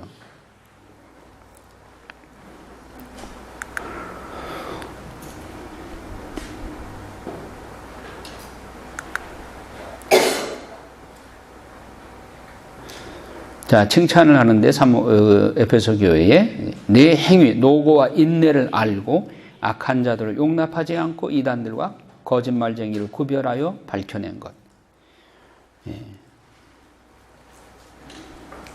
그 사도행전 20장의 28절에서 29절에 에베소 장로들을 만나가서 사도 바오로가 마지막 만나서 한 말이 있죠. 요거 한번 읽어보세요. 한번. 자, 성령께서 여러분을 양떼의 감독으로 세우시어 하느님의 교회 곧 하느님께서 당신 아드님의 피로 얻으신 교회를 돌보게 하셨습니다. 내가 떠난 후에 사나운 이리가 들어와 양떼를 해칠 것을 내가 안다. 진리를 왜곡하거나 제자들을 꿰어내는 사람들이 생겨날 것입니다. 이거 벌써 바오로 사도가 예언한 거죠. 에베소 교회에 이런 이단들이 들어올 것이다. 주의해라. 에베소 장로들한테 한 말이죠. 그러니까 그 예언이 그대로 들어맞아서 에베소 교회의 지금 지도자한테 예수님께서 지금 칭찬과 아울러서 책망도 하시는 거죠. 그래서 사도행전 6장 5절에 보면 니콜라오 7 부재 중에 한 사람이 그 사람이 빗나갔어요. 니콜라파를 형성해서 이단에 빠졌어요. 그 책망, 첫사랑을 버린 것이다. 진리를 붙잡고 칼질하다가 사랑을 잃었다. 이단을 단죄하는 데만 급급하다가 사랑을 잃어버려서 하나님께 대한 사랑을. 그래서 회개하여 어디서 추락했는지를 생각하고 회복하라. 이거 천사한테 이런 얘기 하겠어요? 천사 한번 헛발 디디면 바로 마귀로 처단되는데 처음에 가졌던 순수하고 뜨거운 사랑으로 마음과 행실을 새롭게 하리라. 만일 그러하지 않으면 등잔대를 치워버리겠다. 구원에서 제외된다는 거죠. 등잔대를 치운다는 거죠. 승리하는 자, 즉 생명나무 열매를 맺게 하리라. 승리한다는 것은 마귀와 세상, 즉 육신의 정욕과 안목의 정욕과 이생의 자랑거리를 외면하고 거칠고 사나운 환경을 인내와 사랑으로 승리한다는 것. 이긴 자들에게는 하느님의 낙원에 있는 생명나무의 과실, 즉 생명과를 먹게 해주시겠다는 약속이다. 생명나무는 그리스도를 상징하고 생명과는 그리스도의 생명을 상징한다. 생명과는 아담과 하와가 범죄함으로 잃어버린 것인데 예수 그리스도를 믿음으로 마귀와 세상과 역경을 이기고 생명과 즉 하느님의 생명을 받을 수 있는 길이 열리게 됐다. 그 다음에 스미르나 교회, 스미르나 교회의 천사에게서 보내라. 이 천사도 역시 지도자, 사자라고 봐야 되겠죠. 그 스미르나 교회는 나무라질 않아. 칭찬받는 교회야. 책망이 없던 교회이고 인구 10만 명의 큰 도시였어요. 과학이 발달했고 의술이 발달했어요. 디자이너가 많은 도시이고 아름다운 건축물, 에베소에서 40km 떨어진 자리에 있었어요. 또 로마 황제의 숭배의 중심지였고 신전을 세우는 유치권을 따냈고 로마 황제에게 충성스러운 도시였어요. 중앙정부의 지원을 많이 받았고 생활이 윤택했어요. 그러면 이런 로마 황제를 숭배하는 이런 중심지에서 그리스도교 신앙생활을 한다는 것은 매우 어렵죠. 이런 상황에서 그리스도인의 신앙을 지켜나가는 삶은 고통이 컸다. 박해 시대의 신앙을 그러나 잘 지켜냈기 때문에 칭찬을 받는 거죠. 그리스도인이 간첩처럼 여겨지던 그런 상황이었어요. 그래서 처음이면 마지막이요. 죽었다가 살아난 이가 이렇게 말한다. 나는 너의 환난과 궁핍을 안다. 그러나 너는 사실 부유하다. 또한 유다인이라고 자처하는 자들에게서 중상을 받는 것도 나는 안다. 그러나 그들은 유다인이 아니라 사탄의 무리다. 내가 앞으로 겪을 고난을 두려워하지 마라. 보라, 이제 악마가 너희 가운데 몇 사람을 감옥에 던져 너희가 시험을 받게 될 것이다. 너희는 열흘 동안 환난을 겪을 것이다. 너는 죽을 때까지 충실하리라. 그러면 내가 생명의 화관을 너에게 주겠다.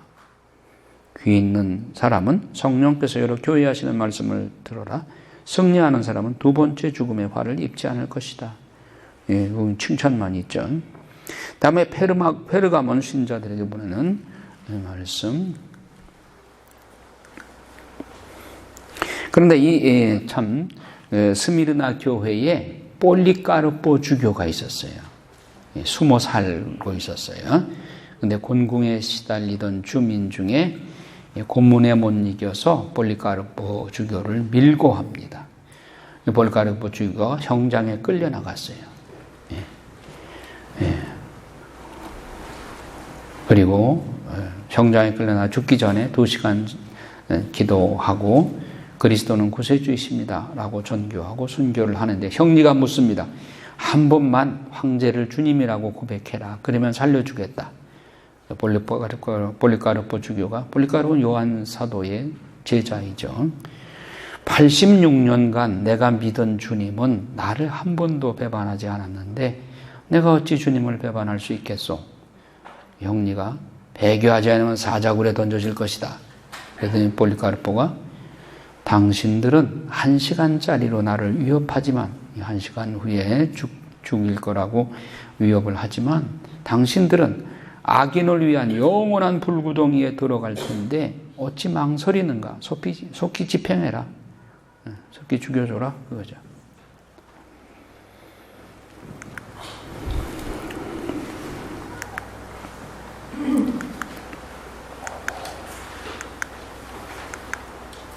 자, 페르가몬 교회.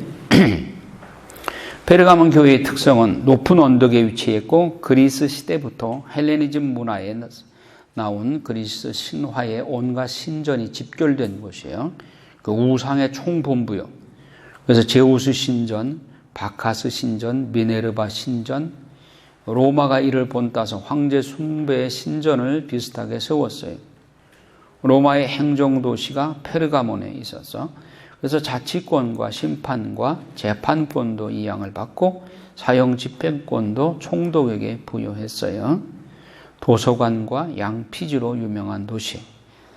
시민들의 자긍심도 강했고 그리고 정의의 칼, 당시 지배적인 철학의 정의관은 힘, 즉 정의의 칼이라고 세속적인 힘을 정의의 칼이라고 생각을 했던 것이죠.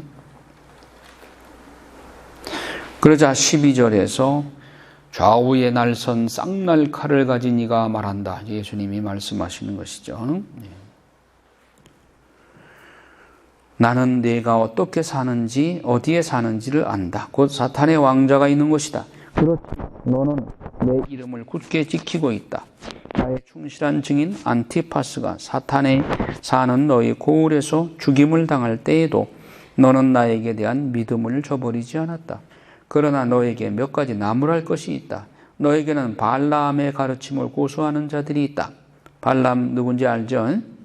예, 민수기에 발락이 발람을 불러다가 복채를 주면서 이스라엘을 저주하라고 그러는데 하느님이 축복의 메시지만 주죠.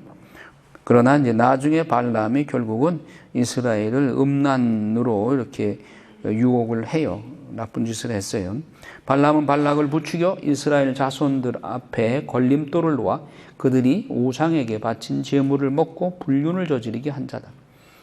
너에게는 또한 니콜라우스파의 가르침을 고수하는 자들도 있다. 그러므로 회개하여라. 그러지 않으면 내가 곧 너에게 가서 내 입에서 나오는 칼로 그들과 싸우겠다. 귀 있는 사람은 성령께서 여러 교회에 하시는 말씀을 들어라. 승리하는 사람에게는 숨겨진 만나를 주고 흰돌도 주겠다. 그 돌에는 그것을 받는 사람 말고는 아무도 모르는 새 이름이 새겨져 있다. 로마인들의 힘을 상징하는 칼보다 하느님 말씀의 쌍날칼이 더 강함을 드러내기 위해서 예수님께서 쌍날칼을 가진 이가 말한다 이렇게 말씀하신 거죠. 그리스도는 이단과 마귀에 대해서 정확히 분별할 수 있는 말씀의 칼을 지닌 분으로 자신을 드러낸다. 예. 발람의 가르침을 고수하는 자들이 있다는 것을 책망하시죠.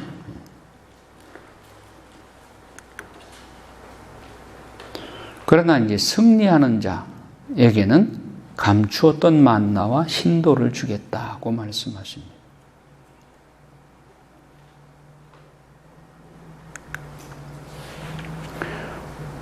흰돌은 재판관들이 재판할 때 쓰는 돌을 의미하기도 하고 또 잔치 자리의 입장용 표지로 신랑이신 그리스도의 잔치에 들어가기 위한 티켓으로 상징되기도 하고 이것을 받는 자만이 알 수 있는 새 이름이 그 안에 새겨져 있다라고 말씀을 하죠. 그 다음에 티아디라 교회입니다. 티아디라 교회 사제에게 보내는 말씀. 티아디라 도시는 로마의 철기와 병기를 생산해내는 도시예요. 산업도시예요. 기술공들이 집중되어 있고 제우스 신과 아폴로 신을 섬기는 많은 신전을 세웠어요. 이 도시의 수호신은 아폴로 신이에요. 그런데 이제 이 도시가 문제가 있어. 옷감을 직조하는 염색 공장이 많았어요. 그런데 그 염색 공장들은 상인조합, 길드를 구성을 하고 여기 가입하기 위해서는 이권에 따른 횡포가 심했어요. 그리고 신전 제사를 지내는 문화였기 때문에 바오로 사도가 최초로 유럽계의 필리피 교회에 개종시킨 디디아 댁이 바로 이 자주색 옷감 장수의 고향인데 여기 친정엄마한테 티아디라에 사는 친정엄마한테 옷감 자주색 옷감 그 물감 재료를 보내달라고 해서 필리피에서 리디아 댁이 그 옷감 장사를 해서 돈을 많이 벌었죠. 우상과 황배 숭배를 하지 않고는 살아가기가 힘든 그런 도시였어요. 그래서 티아디라 성도들은 순교 정신 없이는 살아가기가 어려웠어요. 그런데 예수님의 책망 중에 너는 이세벨이라는 여자를 용인하고 있다. 그 여자는 예언자로 자처하면서 내 종들을 잘못 가르치고 속여 불륜을 저지르게 하고 우상에게 바친 제물을 먹게 한다. 내가 그에게 회개할 시간을 주었지만 그는 자기 불륜을 회개하려고 하지 않았다. 그래서 그와 간음하는 자들도 그와 함께 저지르는 소행을 회개하지 않으면 그 환난 속으로 던져버리겠다. 그리고 그의 자녀들을 죽음으로 몰아넣겠다. 그리하여 내가 사람의 속과 마음을 꿰뚫어 본다는 것을 모든 교회가 알게 될 것이다. 나는 너희가 한 일에 대해서 각자에게 갚아주겠다. 책망을 하시죠.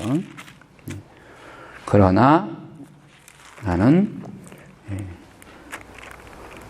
승리하는 사람, 내 일 끝까지 지키는 사람에게는 그에게 샛별을 주겠다. 이 샛별은 바로 예수 그리스도를 말하는 것이죠. 그 다음에 이제 사르디스.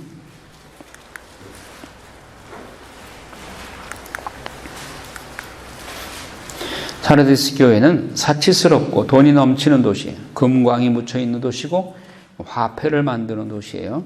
강대국이 탐을 내는 도시로서 강대국 간의 전쟁이 끊이지 않고 일어났고, 도시민들은 종교에 대한 갈망이 컸고 그리스도교와 이방 종교가 혼재하는 도시였어요. 교회도 활기가 있었지만 너는 살아있다고 하지만 사실은 죽은 것이다. 생명이 없다. 위선적인, 외식적인 그런 사목자를 지금 책망을 하는 거죠. 신자 수가 불어나고 부흥되고 북적거리기는 하지만 생명이 없어요.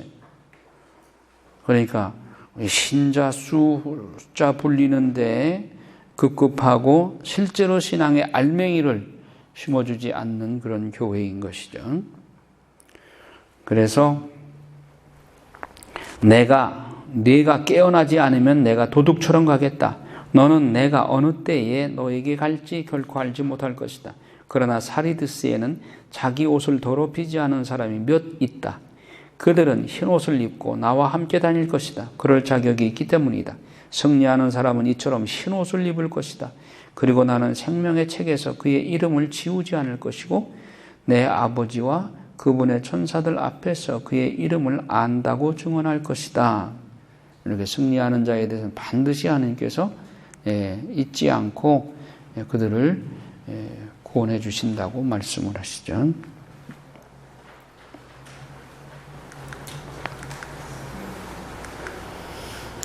그 다음에 가장 칭찬받는 교회 필라델피아 교회입니다. 필라델피아.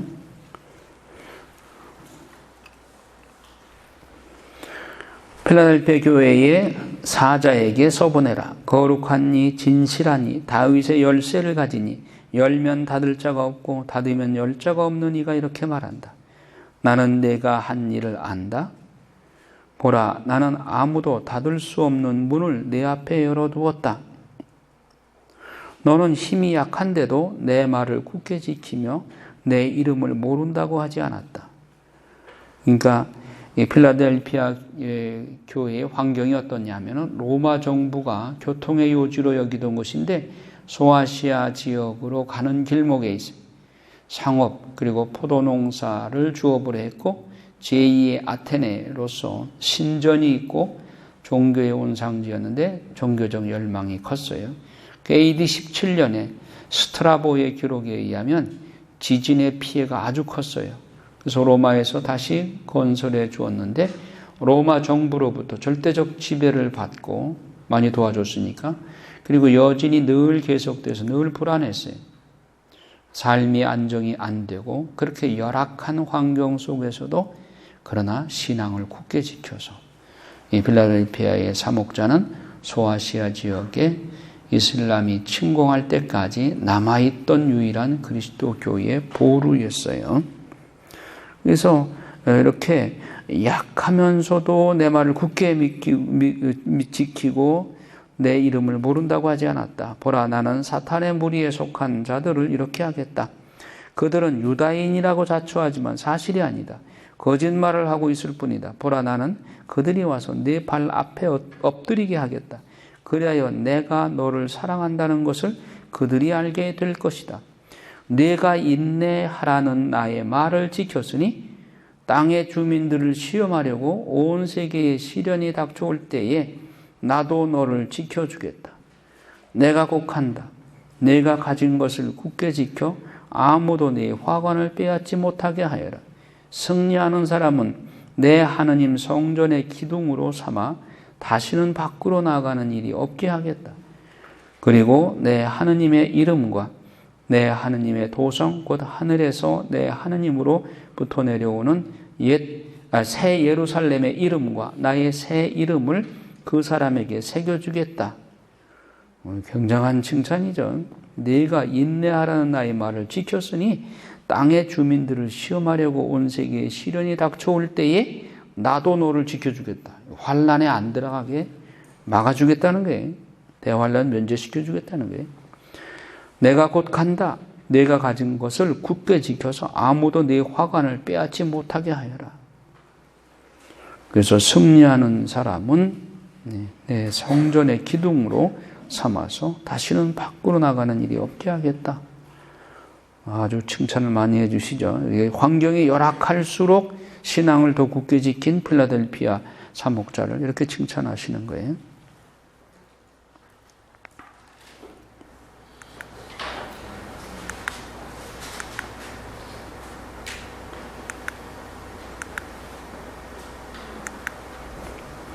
그 다음에 마지막으로 이 라우디게이아 교회인데 가장 책망을 많이 듣는 교회죠. 예. 라우디게이아는 부르기아의 수도로서 안티오쿠스 2세가 그의 아내의 이름을 따서 세운 도시. 인구가 많고 부유하고 금융의 중심지요. 경제적인 상업 도시로 모직 산업이 발달하고 콜릴리움이라는 안약으로 유명해요. 그래서 안약을 사서 발라라고 그런 말씀을 하시잖아요.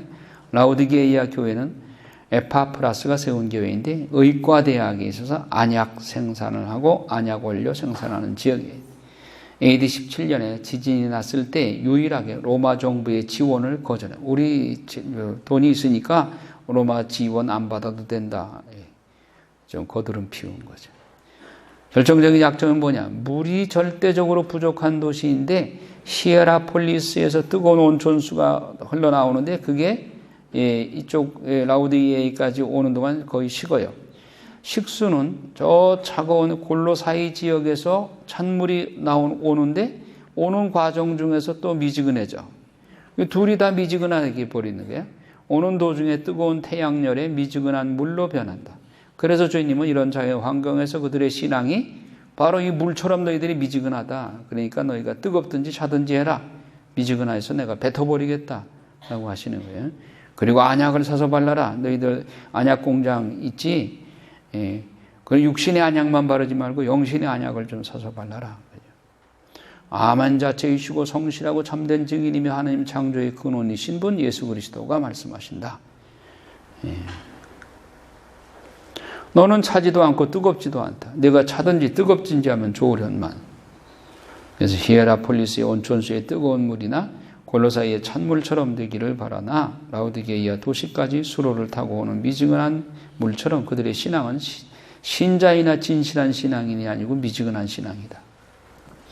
그리고 부자로서 풍족하여 모자람이 없다고 너희들을 호언장담한다마는 그러나 너희들은 참 비참하고 가련하고 가난하고 눈멀고 벌거벗은 자신들을 깨닫지 못하고 있다. 그러니까 라우디게이아의 사자 즉 지도자가 영적 상태가 그렇게 부족하단 말이에요.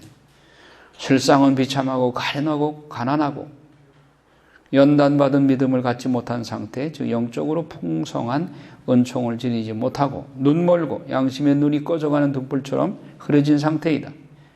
선과 영적인 것과 육적인 것을 정확히 분별하지 못하는 상태, 벌거벗은 영적 상태다. 죄성과 정욕이 행실 가운데 나타나는 그런 삶을 살고 있다. 호되게 나무라시죠. 그러니 불로 연단한 금을 사서 부유하게 하고 시험의 불 가운데서 연단받은 믿음을 가짐으로써 영적으로 부유하게 되라는 말씀입니다. 그래서 내게서 불로 연단한 금을 사서 연단받은 믿음을 가지게 되는 것도 주님의 은총으로 되는 것이기 때문에 신옷을 사서 입어라. 신옷은 영적 할례를 받는 것이고 신옷을 사서 입으려면 먼저 자기 행실을 정결케 하는 광야 연단 과정을 거쳐야 한다. 그 다음에 안약을 사서 눈에 발라봐라. 어두워진 양심을 빛으로 단장하라. 영신적 안약을 사서 발라라.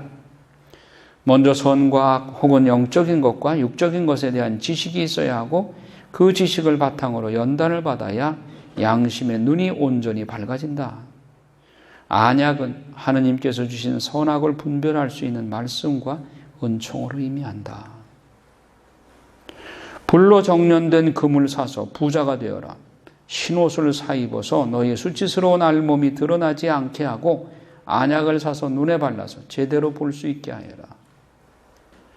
불로 정련한 금을 사라는 말씀은 내 모든 생애를 창조의 근원이신 하느님께만 바치고 사는 그런 생활. 그래서 모든 질문의 해답이 예수님이라고 생각이 바뀌는 거. 흰옷은 뭐냐? 변화산에서 궁극적으로 변화될 예수님의 모습. 눈부시게 흰옷.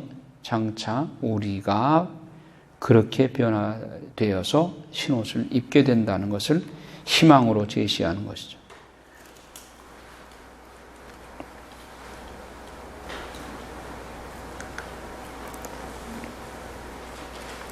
내가 사랑하는 사람을 나는 책망도 하고 징계도 한다. 그러므로 정결케 하시고 영적으로 성장케 하신다.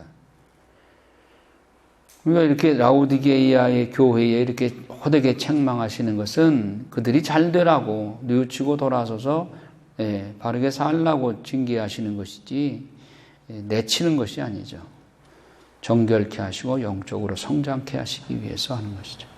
보라, 내가 문 밖에 서서 문을 두드리고 있다. 누구든지 내 목소리를 듣고 문을 열면 나는 그의 집에 들어가서 그와 함께 먹고 그 사람도 나와 함께 먹을 것이다. 성령, 즉 하나님의 생명이 성도들이 광야 연단 과정을 통과하는 동안 영의 문 밖에서 두드리며 동행하시다가 행실이 정결되면 성도들의 영 속에 내주 합일되는 경험을 가리킨다. 주님의 생명이 성도들의 영 속에 내주 합일되셔서 함께 생활하고 봉사하며 성령의 열매, 즉 빛의 열매를 맺게 하신다는 뜻이다. 새하늘과 새 땅, 바로 일그러진 첫 창조의 회복을 의미한다. 새 창조는 그 일을 시작하신 분이 반드시 이루고야 말 것이다.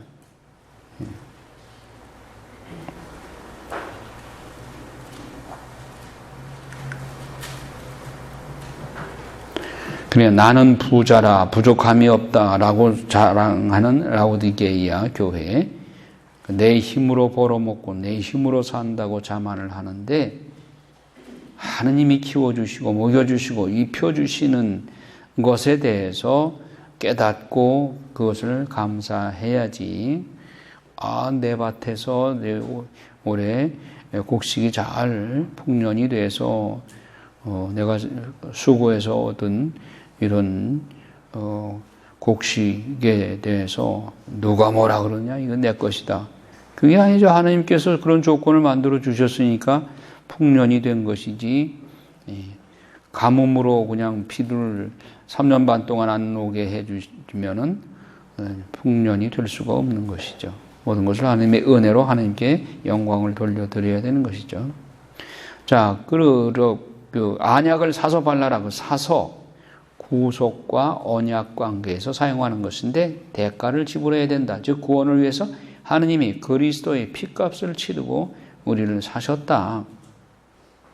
그래서 흰옷을 입혀서 안약을 사서 눈에 발라 보게 하고 분별력을 키우고, 그래서 물은 내가 사랑하는 자를 책망하고 징계도 한다. 그러므로 열성을 다해 회개하여라. 값을 치르고 사셨기 때문에 나의 소유주가 하느님이시라고 하는 걸 고백할 줄 알아야 돼. 그래서 라오디게의 신자들이 자기 것인 양 착각하고 있는 것을 지적하신 거죠. 소유주가 하느님이신데 인생의 근거를 마치 자기 자신인 양 착각하는 자들을 책망하겠다. 친아들로 만들기 위해서 사랑의 채찍이죠. 그래서 열성을 다하고 회개하라. 열성은 태도를 분명히 하는 자세입니다. 하느님이 모든 것의 원인이요 결과라는 분명한 의식을 가지고 주님만 바라보고 집중하라. 주님께 열중해라. 주님이 기준이 되도록 하라 하는 얘기죠. 3장 20절에 보면 문 밖에서 주님이 노크하신다. 문이 바로 열립니다. 안에서 주님을 마중할 준비가 되어 있는 사람한테 문이 열리지 아무 생각도 안 하고 있는 사람 앞에 문이 열릴 리가 만무해요. 주님을 기다리는 사람은 문을 바라보고 노크하는 사람이라야 기다리는 자세인 것이죠. 하나님께 집중하고 기다리고 있는 상태. 주님이 서서 계십니다. 종말의 상황을 늘 오늘처럼 살아라. 원래 종말의 상황은 주님이 앉아 계신다. 신랑이 오실 때 신부에게 요구하는 가치는 서로에 대한 정절, 신랑만 바라보고 살았는가 이걸 보는 것이죠. 신랑이 오셨는데 신부가 딴청 피우고 있다가 신랑이 온 줄도 몰라. 그럼 신랑이 얼마나 기분이 언짢으시겠어요. 오매불망 신랑이 언제 오시나 하고 기다리는 사람에게 신랑이 왔을 때 반가워하시겠죠? 그러니까 어떤 정바가 수용소에 선교사가 갔더니 선교사님 우리 집에 제일 지저분한 데가 어딘 줄 아십니까? 화장실인가요? 아니요. 식당인가요? 아니요. 어디예요 그러면? 출입문이에요. 출입문. 저 유리문, 우리 현관문. 거기가 왜 그렇게 지저분합니까? 우리 아이들이 예수님 오신다고 그랬더니 지금 오시나 언제 오시나 하고 밥만 먹으면 나가서 하늘만 쳐다보고 예수님 언제 오시느냐고. 그러니까 애들이 손으로 유리문을 만지니까 유리 항상 지저분하대. 하루에 몇 번씩 닦아야 된대. 그런 아이들한테 예수님이 신랑으로 오셨을 때 반가워가지고 얼싸 안으시지. 저기 딴청 피우고 다른 지 일만 하고 있는데 신랑이 오셨는데 신랑 온 줄도 몰라. 그러면 신랑이 언짢으시지. 그래서 라우디게이의 교회의 신앙. 자, 여러분들 7교회에 그 책망하신 거 다 남의 얘기예요? 아니면 우리 얘기? 내 안에 있는 7교회의 요소가 내 안에 다 있어. 그거를 우리 자신을 반성하는 계기로 삼아야 되겠죠. 자, 그래서 이제 4장부터 다음 주에 볼 텐데 4장은 화면이 바뀝니다. 천상보좌 본부석이 나오게 돼요. 그래서 그 뒤에 내가 보니 하늘 문이 하나 열려 있었습니다. 지금 이제 7교회에 관한 말씀을 주신 다음에 화면이 바뀌어요. 이거 영화 촬영하는 사람들이 저 요한 묵시록을 가지고 이걸 영화를 만들면 시트를 칠 텐데 말이죠. 그래서 여러분들이 오늘 많이 배웠는데 다 읽어보시고 복습하시고 그리고 예습으로 요한 묵시록 끝까지 22장까지 다 읽어오셔야 다음 주에 결석하지 말고 마지막 아주 중요한 대목이니까 영광이 성부와 성자와 성령께 아멘. 성부와 성자와 성령의 이름으로 아멘.